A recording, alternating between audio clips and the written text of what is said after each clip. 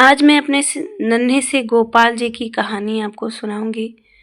मेरे नन्हे से गोपाल बड़ी ही प्यारी प्यारी लीलाएं रचते हैं, जो एक भक्त के साथ भी लीलाएं रचे। जो एक कमेंट आया था चंडीगढ़ से, उनका नीलम नाम है। वह लिखती हैं कि दीदी, मेरे लड्डू गोपाल जी मेरे साथ एक लीला किए, जो मैं आपके साथ शेयर कर रही हूँ, तो आप प्लीज़ इसे यूट्यूब पे डालिएगा। तो ये जो मैं एसएमएस की हैं, ये मेरी सासू मम्मी की सहेली हैं।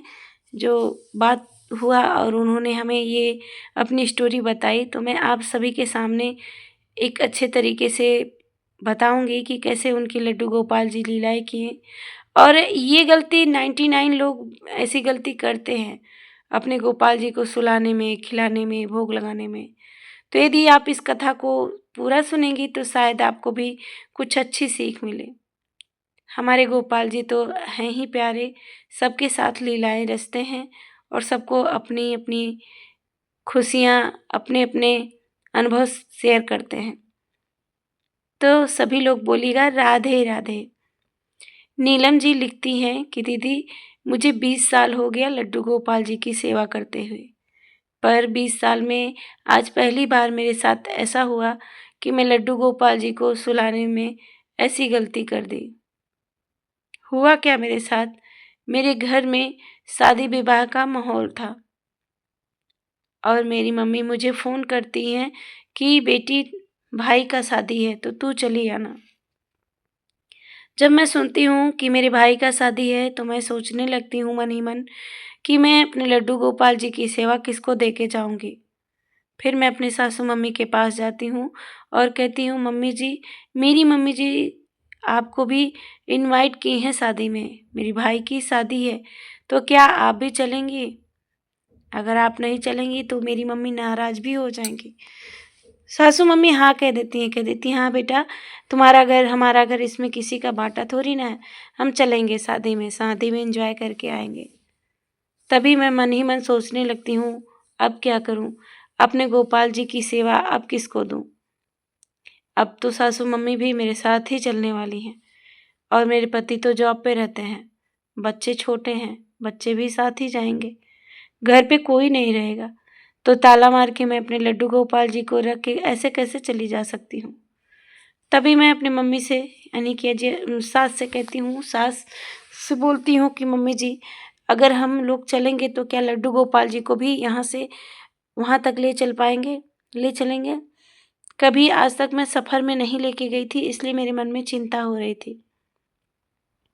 मेरी सासू मम्मी जी कहती हैं कि कोई बात नहीं, हम दो हैं ना, दोनों मिलके गोपाल जी की सेवा कर लेंगे।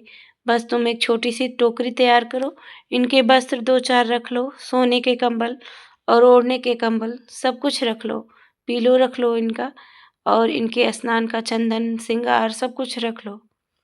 इतना सुन के मेरी खुशी का तो ठिकाना नहीं रहता।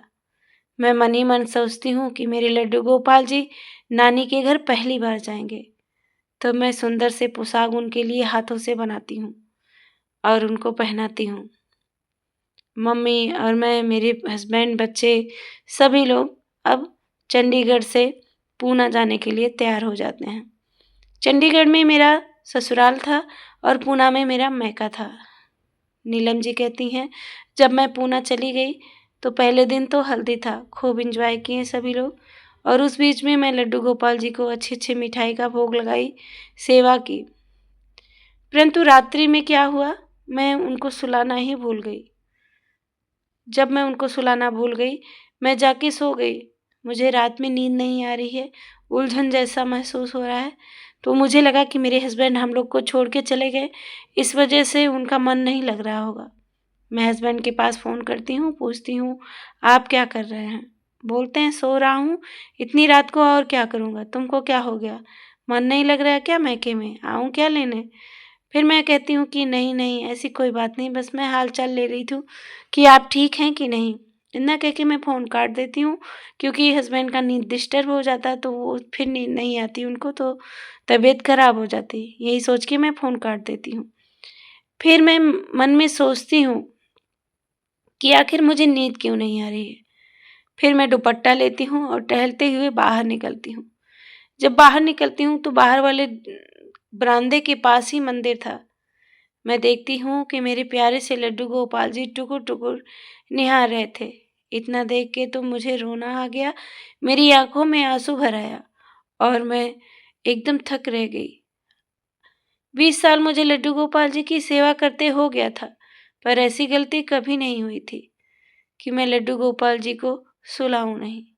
मेरे गोपाल जी नन्हे से इस ठंड के मौसम में कुड़कुड़ाते हुए भोजन करके चुपचाप बैठे थे और मेरी राह देख रहे थे कि मेरे पास कब आएगी, कब मुझे सुलाएगी।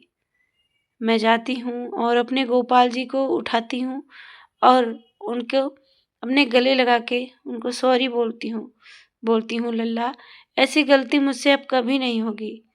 मैं तुझे कैसे भूल गई, तू तो मेरा बेटा है ना, तो तू मेरे पास दौड़ के क्यों नहीं आया? आखिर तूने मुझे क्यों नहीं पुकारा? अगर आज पुकारा होता तो मैं कब का आके तुझे सुला के जाती। इतना कह के मैं रोने लगती हूँ और अपनी मम्मी से जाके सभी बात बताती हूँ। तभी मेरी मम्मी कहती है, हाँ बेटा, तू तो भूल गई थी पर मैं भी भूल गई। देखो, शादी ब्याह में ये सब हो जाता है, कोई बात नहीं, छोटे बालक हैं। वो भी भजन चल रहा था, सब लोग गाना गा रहे थे शादी का, तो एंजॉय कर रहे होंगे, नहीं गुस्सा होंगे तुम्हारे गोपाल जी, तुम चिंता मत करो। पर मैं उनको सुलाई नहीं, रात के 1 बजे तक वो बैठे रह गए। ये बात मुझे अंदर से कचोट रही थी और मन ही मन मेरा मन रो रहा था। मैं गोपाल से बार बार सॉरी बोल रही थी, बार बार कह रही थी कि हे गोपाल जी, मुझे क्षमा कर दो, परंतु जैसे अंदर से एक रोने की आवाज़ होती है ना, वो हो ही नहीं रही थी शांत। मैं लड्डू गोपाल जी को सुला देती हूँ, फिर सुबह मुझे जल्दी से मेरी आँख खुल जाती है। मैं रात में 2 बजे तक नहीं सोई, परंतु सुबह इतनी जल्दी उठ जाती हूँ। 5 बजे उठने के बाद गोपाल जी की सेवा करती हूँ। सेवा करने के बाद फिर से उनसे क्षमा याचना करती हूँ। इतने में एक छोटा बालक आता है मम्मी के घर पे ही, और वो बालक कहता है कि क्या हुआ दीदी, तुम बहुत उदास हो? बोलती हाँ। ठीक है, मुझे 1 गिलास दूध दे दो। मैं क्या करती हूँ, दूध लेने अंदर जाती हूँ। इतने में वो बालक गायब हो जाता है और लड्डू गोपाल जी के लिए जो दूध का भोग लगाई थी, वो दूध का गिलास गायब हो जाता है। जब मैं दूध लेके अंदर से बाहर आती हूँ तो देखती हूँ बालक गायब, और मंदिर के समक्ष जब देखती हूँ तो भगवान जी का दूध गायब। मैं समझ जाती हूँ ये कोई और नहीं है, मेरे लड्डू गोपाल हैं, मेरे गिरधर हैं, मेरे मुरलीधर हैं। मुझे लीलाएं रचा रहे हैं, मुझे हंसाना चाह रहे हैं, मुझे छेड़ रहे हैं, मेरे साथ खेल रहे हैं। मैं किसी से ये संकेत नहीं कही, पर दीदी आज मैं आपके पास इस मैसेज को इसलिए कर रही हूँ कि बहुत सारे भक्त होते हैं जिनके साथ ऐसी लीलाएं होते हैं पर उनको समझ नहीं आता है। तो इसीलिए मेरे लड्डू गोपाल जी मेरे साथ खेलने लगे, मुझे हंसाने के लिए, क्योंकि मैं अंदर से बहुत दुखी थी। अंदर से मुझे बहुत गिल्टी फील हो रही थी कि मैं अपने गोपाल जी को आज सुलाई नहीं, मेरे गोपाल जी बैठे ही रह गए। ऐसे ही मेरे मन में भाव चल रहा था, इसीलिए मेरे गोपाल जी दूध का गिलास गायब कर दिए। छोटे बालक का आना, फिर मैं हंसने लगी। फिर गोपाल जी को मैं गले लगाती हूँ, फिर से बैठाती हूँ और कहती हूँ, आप मस्ती करो, रात में जल्दी सुला देंगे हम आपको। ऐसा कह के मैं फिर बाकी कार्य में लग जाती हूँ। ऐसे ही मेरे लड्डू गोपाल जी की दिनचर्या रहती है। दीदी बोल रही हैं नीलम जी कि दीदी मैं अपने लड्डू गोपाल जी की सेवा तो करती हूँ, पर बहुत भाव के साथ करती हूँ। छोटी मोटी मुझसे गलतियाँ भी हो जाती हैं तो मानो बहुत बड़ी गलतियाँ हो गई हैं। तो नीलम जी, आप बहुत अच्छी हैं, बहुत अच्छे से अपने गोपाल जी की देखभाल करती हैं और दिल से इस बात को लेती हैं, इसीलिए आपको ऐसा लगता है। अगर आप छोटी भी गलतियाँ करती हैं तो आपको बड़ी लगती हैं, और होना भी चाहिए। जगत के पति पालनहार, भले ही वो नन्हे से रूप में हमारे सामने बैठे हैं, भले ही छोटे बालक की तरह हम उनको प्यार करते हैं, लाड लड़ाते हैं, पर उनकी सेवा में कोई गलती हो जाए, ये बहुत बड़ा अपराध होता है। तो जो लोग अपराध से बचना चाहते हैं वो अपने लड्डू गोपाल जी की सेवा नीलम जी के ही जैसे करें, और कोई भी अगर गलती हो भी जाती है तो अंदर से फीलिंग ले और लड्डू गोपाल जी से क्षमा याचना करें। हमारे नन्हे से गिरधर गोपाल बड़े ही प्यारे हैं, क्षमा कर देते हैं सबको। तो आप सभी को नीलम जी की यह स्टोरी कैसी लगी, आप सभी कमेंट में राधे राधे बोलकर ज़रूर बताइएगा। तो इसी तरीके के मैं आपके लिए अनुभव शेयर करती रहूँगी। मेरे कान्हा जी और आप सभी के कान्हा जी कैसे लीलाएँ रचते हैं, मैं आप तक ज़रूर पहुँचाऊँगी। तो आप सभी के साथ लड्डू गोपाल जी लीलाएँ करते हैं कि नहीं, कमेंट बॉक्स में ज़रूर लिखिएगा।